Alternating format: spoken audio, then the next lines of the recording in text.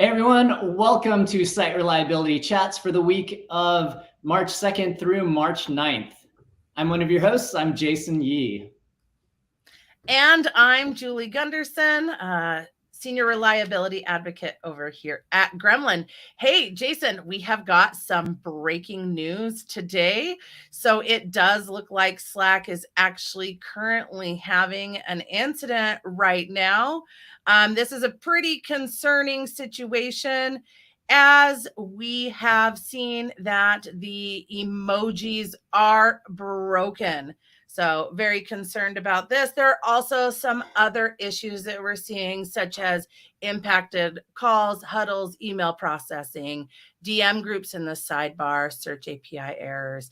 One of the things that I have to say that I appreciate about Slack, as you can see in this status update here, though, is that they do share that you can expect updates at 30-minute intervals. So I really like to see that. I think it cuts down on the calls and the disruptions to organizations. Yeah, there's always that problem when you're relying on a company and they're just not communicating, or you don't know when. So you're hitting that constant refresh button on the status page. In other breaking news, though, we have got an incident with Marketo. So Marketo is a marketing company. We use them at Gremlin, and I've used them at plenty of other companies. They are also having an incident right now. So their incident is primarily with their San Jose data center. Right now, users are experiencing login issues and other performance issues, as well as receiving random system error messages. So if you're... Jason, I have to interrupt you right now in breaking news. We are seeing that the Marketo issue has been resolved after approximately close to 2 hours, two and a half hours there. That's amazing. So fantastic news. Good job to the Marketo and Adobe engineers who have solved that issue for us. Well, that's it for, I think, the breaking news. But in other news this week, PressReader had an incident. PressReader, for those who don't know, is an application for digital news and content. So over 7,000 news organizations around the world use PressReader. Unfortunately, that means that digital distribution for news was disrupted. So PressReader affected a whole lot of organizations, and news, as you know, in our current state of the world, is highly important. Yeah, this was a rather big situation, because where the articles that were coming out about the outage were just showing one or two smaller papers. As you mentioned, it was used by how many organizations again, Jason? Over 7,000. And they actually run the news or the digital distribution for the New York Times and the Washington Post and some other rather large news organizations. Yeah, so that's definitely something that we don't want to see. I know that people were commenting that it was really concerning that the news outlets were being disrupted, but they were able to bring it back. And what was really nice is, again, you didn't have to hunt for this information. It was out there, well reported on. So that is excellent. And it's common when it's a news organization app to get well reported on. Yeah, right. Well, and especially when it's down, because then where did they put the reporting? In some more sad news, though, it looks like Spotify actually did have an incident the other day. Really unfortunate that folks were not able to get onto Spotify. Jason, I am sorry. I know you do not like clowns, and I was very insistent on using a clown picture here, but it was a very sad situation. Spotify did tell TechCrunch directly that they were investigating the root cause of the issue. They had no reason to, quote, believe that it was caused by a malicious hacker. So the official statement was that Spotify and several other platforms experienced a brief service outage beginning around 1:15 Eastern time. And as of 2:40 p.m. Eastern time, Spotify was back up and functioning normally. One of the things that I really enjoyed seeing, though, with Spotify is their use of Twitter and the status on Twitter. And Jason, I know you and I talked about this, whether or not organizations, have a status page like you can find with AWS and GCP or Slack, for example, or whether or not they're just going to Twitter with that information. But what are your thoughts there? Yeah, I mean, I think it's fantastic, partly because you should really meet your users where they're at, right? So if I'm a developer and I'm working against an API like Twitter has an API status page, but for general consumer and user end information, that's not something that your typical Twitter user is going to look for. So they publish that out directly to Twitter. Similar here that we see for Spotify or we saw with Press Reader. This is where they're going to share that information because your average user just isn't going to know to look for a statuspage.io site. I mean, I can tell you that personally, when I've had questions about things being down and I can't find it on a quick Google search, and sometimes I just don't trust Down Detector because it can be gamed, right? So many people can just go to Down Detector and report issues.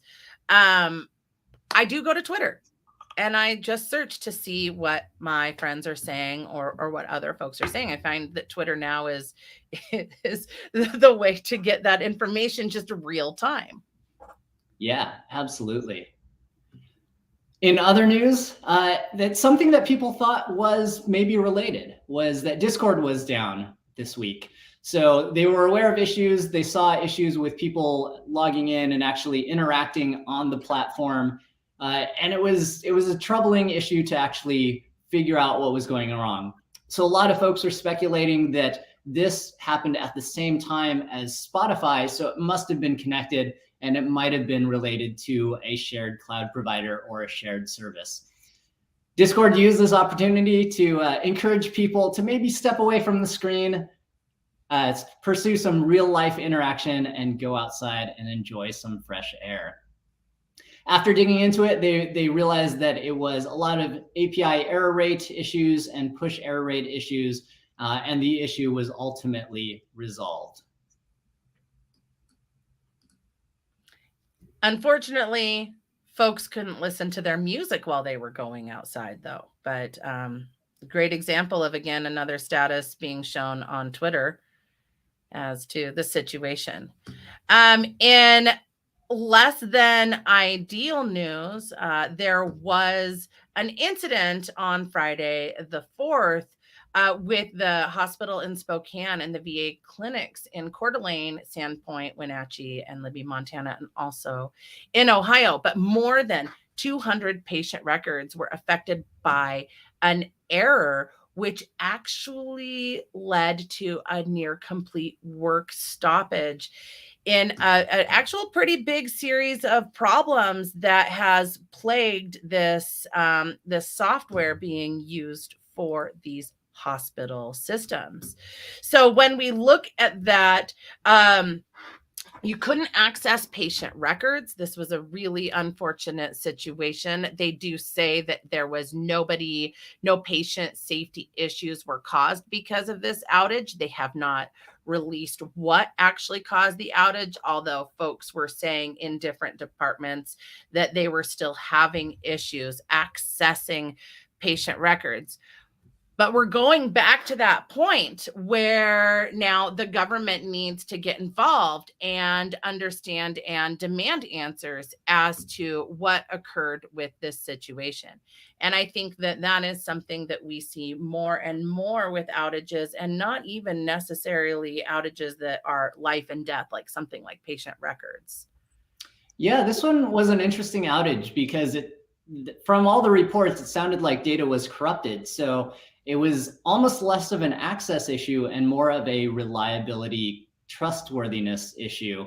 So from what all the news reports were saying was that if you couldn't trust a patient's data, then you could only treat them based on what they actually told you. And you would only treat them if you were absolutely sure that what they were telling you was the entire story, which, as we know, with medical issues is often not the case. You know, Jason, this brings me back to years ago in Boise, Idaho, where St. Luke's health system actually had an outage. They said it was a lightning strike on a transformer. I think that's still questionable. Both my mother worked there and my father was actually in the hospital at the time. It was really interesting because what we saw is that the healthcare workers were actually had a hard time doing their job because they were so reliant on being able to scan the bracelet and look at those digital charts, that going back to charting by hand was a challenge. So I think that there's always times that remind us that we need to go back to our roots and practice how to do things on paper. Yeah, I think it underscores that need, especially for us in technology, that the processes that we have, right? The human side of things and how we respond is outside of technology. And it's something that we have a bit more control over. So we need to really practice that and work on our incident response and our processes and how we work together with each other. Or just more importantly, make sure that our systems are as reliable as absolutely possible so that we just don't have these situations, especially in what I would say mission critical situations. Yeah. So in other news that maybe isn't as depressing as incidents and outages, AWS, surprisingly, thankfully, AWS in our news show this week, not because of an outage. But fantastic news, actually, Adam Selipsky became CEO of AWS a while back when Andy Jassy, who was the former AWS CEO, was promoted to CEO of Amazon as a whole. Adam Selipsky this week gave a fantastic interview noting that although we see incidents and outages with the cloud adoption is growing, and reminded us that it's still better than running your own data center. So Adam, thank you for that wonderful reminder, because as an AWS user, it is way better than running it on my own. In other news, though, Splunk. For those of you who use Splunk as your logging, monitoring, or alerting tool, Splunk's CEO left abruptly last year in November. They just recently appointed a new CEO, Gary Steele, joined on. So although we don't have any real announcements as to what Splunk will be doing and what Gary's new direction will be for the company, we look forward to seeing how Splunk evolves and moves forward in the future. So for those of you, again, who are Splunk users, look forward to great things in your monitoring and alerting. Thanks, Jason. And in other news, really excited to talk about Apple, Google, Microsoft, and Mozilla making an agreement to, yes, work together to make web design technologies perform in a more consistent way across platforms. So this is a very exciting development that we're seeing, and it actually isn't too incredibly new because it started in 2019, actually as an effort to understand pain points by developers. So this is now about Interop 2022, which they have created to assess how a handful of web standards get implemented by different vendors. Now, according to Interop 2022, the goal is that web apps should look and behave the same way across different devices and operating systems, which, come on, it's just currently not the case. So what they have done is the program actually focuses on 15 different areas that developers identify and publicly nominate, and that are difficult issues or have compatibility issues across the browsers.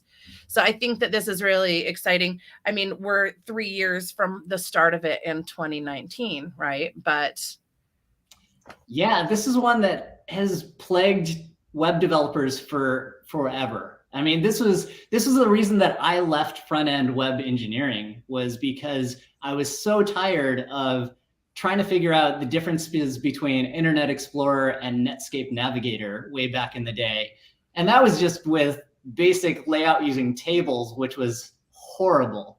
But it's amazing how we still see these issues today, not only with browsers, but we've made it so much worse with mobile devices and things. Like, Julie, I'm sure there are apps that you use that you're like, I only use this on the desktop, or I only use this on my phone because that's the better interface. Absolutely. And sometimes I actually don't even use specific apps on my phone. I just go directly to the browser because I'm used to it. I'm so used to it. And the app just, for me, is incredibly difficult. And as you mentioned, there's just so many differences. So we shouldn't have to relearn how to use something based on the device in which we're using it today. Speaking of devices, in other news, there is a major security issue going on, and that security issue is called Dirty Pipe, because as we do these days, security issues have to have fun, catchy names.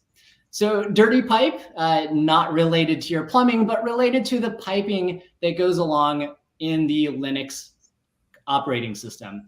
Essentially, what's going on here is that there is caching in place, and by this bug that's in the operating system, folks are able to update files that they're not technically supposed to have access to by using the cache. And so this means that unauthorized users could potentially be given super users or root user privileges through this exploit. The problem with this, though, is that this exploit, as being part of Linux, also affects things like Android. And so it is a pretty broad issue.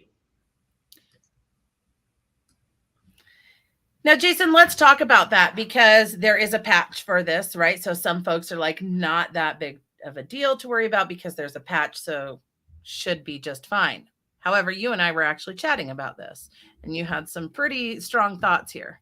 Yeah, I mean, one of the things with patches and saying that this is updated in new operating systems is the fact that so many people don't have that, particularly because Linux is so widespread, and that this also affects Android users, which uses portions of Linux. And so for particularly Android users, a lot of Android versions are locked down. I mean, if you've got an Android phone out there, unless it's one of the Google phones that constantly receives the latest updates, you're probably on an old version. Please don't try to hack my phone, but my phone is stuck on an Android version that's 2 versions back. And despite that, I keep using it because it's a great phone, and I'm too lazy to switch, and I don't want to spend the money on a new phone. But I think we see the same thing with the systems that we run, right? If you're running a system, a Linux system, for example, like Kubernetes in the cloud, like, you may not actually have too much control over those base images for the nodes, particularly if you're on a managed service. So now you're left reliant on somebody else that they are keeping up to date and that they're running the latest versions. Thanks for that, Jason. And actually, just kind of to bring it back home on making sure that your systems are updated, one of the things that we're seeing with what's going on in the Ukraine is potential additional hacking by malicious actors. And one of the pieces of advice is to make sure that all of your devices are updated, and also make sure that your friends and family have updated devices as well. Not everybody thinks about things the same way we do, so it's our responsibility to share with others. On some exciting upcoming news, Jason, come to the nerd side. We have Pi Day on the 14th of March. This is very exciting. I know we've already talked about Amazon a couple of times today, but actually, did you know that they launched S3 16 years ago on Pi Day? Wow. I'm curious if that was related. Were they storing Pi? Interesting. Now, with Pi Day, just to let you know, there are some other cool things. Highly recommended that you check your local pizza shop, your local restaurants, to see if there are deals on delicious pie. Jason and I were actually having a lot of fun talking about our favorite pies. Jason, what's your favorite pie? My favorite pies are always citrus related. So lemon meringue pies and key lime pies are the things that I almost always go for. How about you, Julie? I am a mud pie person. I love it. I make an amazing mud pie, which, just to let you know, I will put the family recipe for our mud pie. It's not that hard in the comments. So definitely make sure to share. And Jason, you have a culinary background. So are you going to share any recipes with us? I can share some recipes. Generally, my recipe is the standard 3-2-1 pie crust. So really easy. You don't need a full-blown recipe. It's 3 parts flour, 2 parts butter, 1 part liquid. So that liquid being water or milk or really whatever you want. So cut the butter into the flour, add the liquid, and Bob's your uncle, as they say on all the British cookery shows. Yeah. The funny thing about pie, the other pie that I really like that came to mind is my mom used to make an ice cream pie for us when we were kids. And it's basically a pre-bought store pie crust, and you take some ice cream that's semi-melted and you smash it in there. And then the key part of it is topping it with magic shell, which I just introduced my partner to. As I was checking out of the grocery store, they had it near the checkout counter. Not sure why, because it's not like a common impulse buy, except for me, who had fond nostalgic memories of Magic Shell. And I was like, I have to get this for my partner who grew up in Estonia and had never heard of such a thing. Jason, that's truly amazing. So my mud pie recipe, a little bit similar, no magic shell on it. Kind of excited to try that. I will put it in the comments, but I'm just going to tell everybody really quickly before I move on that the trick is, instead of making your own Oreo cookie crust, just go buy some of the pre-made crusts, crunch them up, put them in a springform pan, and you look extra cool. But Jason, with that, let's move on to our next segment here.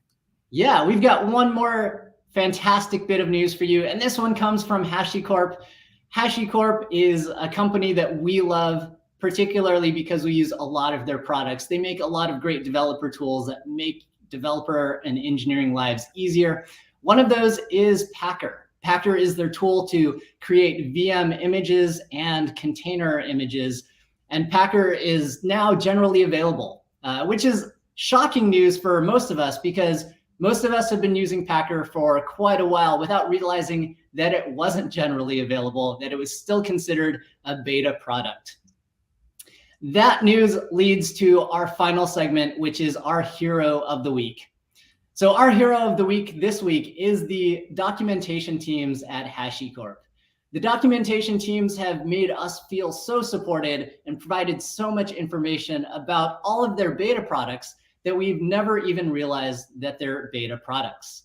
So to the HashiCorp documentation teams, thank you so much for all of the information and the fantastic examples and code tidbits that you've shared with us that have made us able to use these products as real full products in production, despite maybe some warnings that we shouldn't be using them in production. Thank you again to the HashiCorp team. And with that, we would like to remind you to subscribe to the channel. You can find us on YouTube at youtube.com/gremlin. So I think I need to say, smash that like button. Seems to be what all the YouTubers say.